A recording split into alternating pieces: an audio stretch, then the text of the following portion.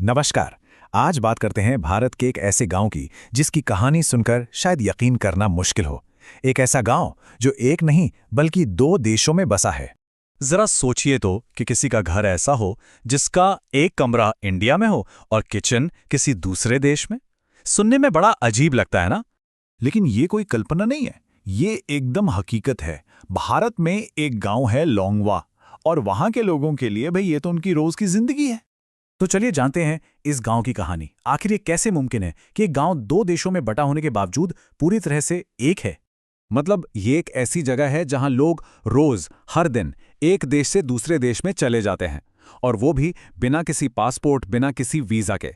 उनके लिए international border पार करना उतना ही नॉर्मल है जितना हमारे लिए शायद गली पार करना। तो सवाल ये उठता है कि आखिर ये बॉर्डर है कैसा जो लोगों को रोकता ही नहीं। देखिए, लोंगवा गांव बसा है ठीक इंडिया के नागालैंड और म्यांमार की सीमा पर। मतलब ये गांव एक ही वक्त में इंडिया का भी हिस्सा है और म्यांमार का भी।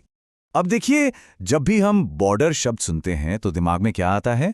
ऊंची दीवारें, कंटीले तार, हर तरफ गार्ड्स, है ना? पर लोंगवा में ऐसा कुछ भी नहीं है। वहां बॉर्डर का मतलब है जमीन पर खींची हुई बस एक पतली सी लकीर जो ठीक से दिखाई भी नहीं देती। ये लकीर इतनी मामूली सी है कि बच्चे तो खेलते खेलते पता नहीं दिन में कितनी बार इंडिया से म्यांमार और म्यांमार से इंडिया चले जाते हैं और उन्हें पता तक नहीं चलता। और इस गांव की जो सबसे कमाल की और सबसे हैरान करने वाली बात है वो है यहाँ के मुखिया का घर। और ये कोई मामूली घर नहीं है। ये घर तो एक तरह से लोंगवा की पूरी कहानी का सबसे बड़ा सिंबल है। देखिए, इस घर का एक हिस्सा पड़ता है भारत में और दूसरा हिस्सा है म्यांमार में। मतलब मुखिया जी घर के अंदर ही एक देश से दूसरे देश में चले जाते हैं। ये बात इस गांव की अनोखी सच्चाई को ना एकदम साफ साफ दिखाती है। अच्छा, तो यहाँ जो लोग रहते हैं वो कोन्याक जनजाति से हैं। एक जमाने में ये बहुत ही बहादुर योद्धा हुआ करते थे, पर आज ये सब लोग बहुत शांति से रहते हैं, खेतीबाड़ी करते हैं और अपनी जिंदगी प्रकृति के बहुत करीब रहकर जीते हैं।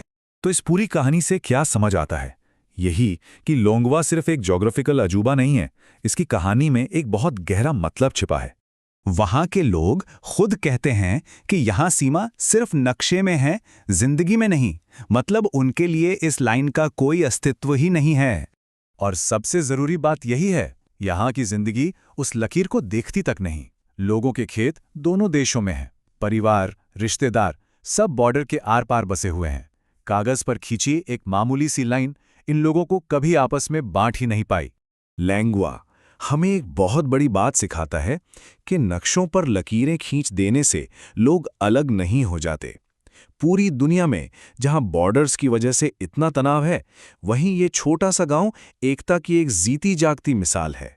तो लोंगवा की कहानी हमें एक सवाल के साथ छोड़ जाती है। क्या नक्शे पर खींची गई लकीरें सच में इतनी ताकतवर हो सकती हैं कि वो दिलों को भी बांट दें?